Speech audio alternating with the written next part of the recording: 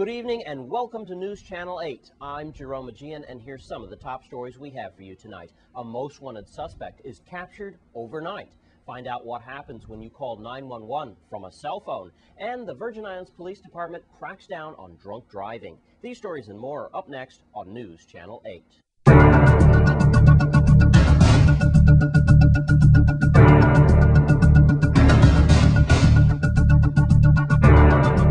In our top story tonight, a suspect on the most wanted list who's been eluding authorities for over a week was arrested last night. News Channel 8's Wes Small has that story and another crime story as well. Thanks a lot, Jerome. Police have now arrested a most wanted criminal, domestic violence, and they got him late last night. Angel Miguel Felix. Let's go to Melody Rames as we have a most wanted suspect now in custody. Tuesday night at about 9:21 p.m. Police finally caught up with the suspect, Angel Miguel Felix, a 41-year-old man who had been eluding police for actually since June 7th. He is wanted for domestic violence charges, and he was arrested and charged with kidnapping, false imprisonment, assault third, aggravated assault and battery, and contempt of court. Mr. Felix is accused of holding a woman against her will and assaulting her, causing visible bruises. He also held a knife to the woman's throat and forced the woman into his vehicle.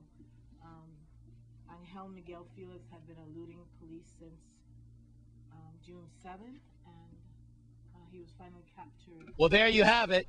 Angel Miguel Felix was arrested last night around 9:30, charged on several counts of kidnapping, domestic violence, and threatening charges. No bail set. That for domestic violence offenders. No bail. All right, so we got another bad guy off the street. Also, there was an altercation recently as a person was inside of a bar around Golden Grove recently, and an altercation broke out. That's when he felt that he had to get his firearm out. As he got his firearm out in the tussle, he shot himself in his hip. That investigation is being looked at right now. At Rainbow Command, you're caught up now with the Crime Blotter. I'm Wes Small for News Channel 8. Thanks, Wes Small. And in other news, a recent call to 911 for a machete attack on St. Croix has caused a lot of controversy. The director of VITEMA, Mark Walters, responds to the 911 emergency issue. Mark? First, as it relates to calls being made from cell phones and what when those calls end up, the way the system has been designed from the very beginning is somewhat of a virtual call center.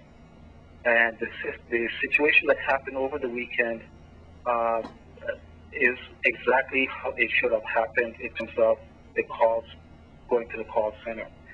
If, for example, we have a situation that happened over the weekend where you had an incident and multiple people are calling into the call center at the same time, the system will detect that none of the operators are busy because they're all on the phone taking calls as it relates to that particular situation, and will route that call over to St. Thomas.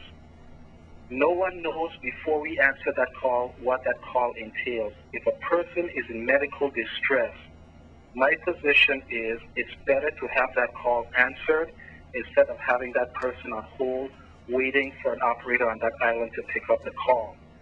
If the call goes, it goes both ways. If, for example, someone is at St. Thomas, we have a situation where we have multiple people calling in for the same situation, and another call comes in for something totally different, and that person is calling the center. The system will detect that no one at St. Thomas is available to take that call, and it will route it to St. Croix. That is how it is designed. That's the way it's supposed to work. There is something I would like to add as it relates to that situation over the weekend. That call came in at 9:31. Within a few minutes, the police were dispatched. As a matter of fact, we had officers that were actually out and other calls that broke away from those calls to respond to that situation. The area in question is very rural and lacks landmarks.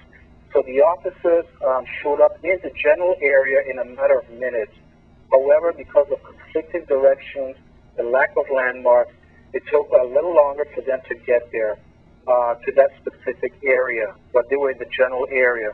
What has been reported in the media that it took over an hour for the officers to respond is absolutely incorrect. And to be honest with you, I'm disappointed because it is misleading. I would encourage anyone in the community, if they have any questions or they just want that further explanation of how the 911 system works, so please give me a call. I can be reached at 774-2244. Thanks, Mark Walters, Director of VITEMA. Well, it's Wednesday. That means it's time to check in with your Crime Stopper reporter, Miss Judy Fricks.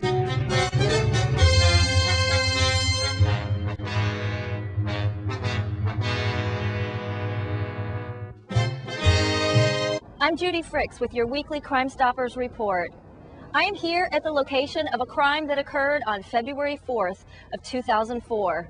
Right here at the former Tiger Mini Mart across from Island Center, Corrections Officer Raymond Jackson, only 5 weeks into his retirement, was here at closing time at 10 p.m.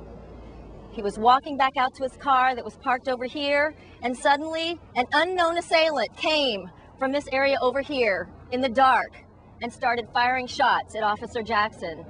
Officer Jackson turns around, goes back over to the store, and then he's shot in the back.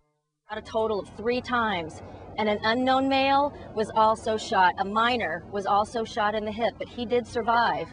Officer Jackson was then transported to Juan Luis Hospital, where later he was pronounced dead.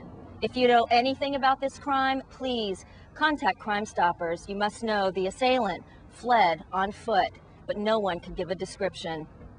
In other news, on St. John, on April 19th, after midnight, while residents slept in their home at number 465 Chocolate Hole, 2 perpetrators entered their home and stole several items. They stole a Samsung cell phone. They stole 2 cameras, a Sony and a Magnavox. They took 3 wallets that had a checkbook in it, $150 cash, credit cards, and driver's license. These perpetrators were caught on surveillance camera.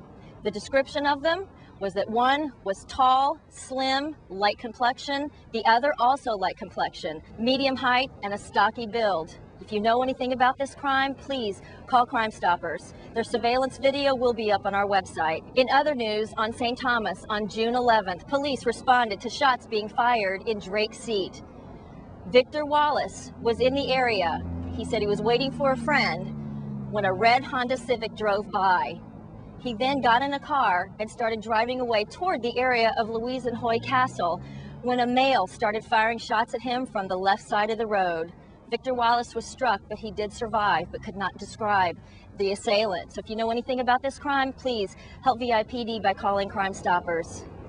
You can submit tips on these or any other crimes to our website, which is www.crimestoppersusvi.org, or you can call 1-800-222-TIPS. This has been your weekly Crime Stoppers report. And that's your Crime Stoppers report for this week. Thanks, Miss Judy Fricks. When we come back from this break, we'll take a look at a new campaign to stop drunk driving. Stay with us.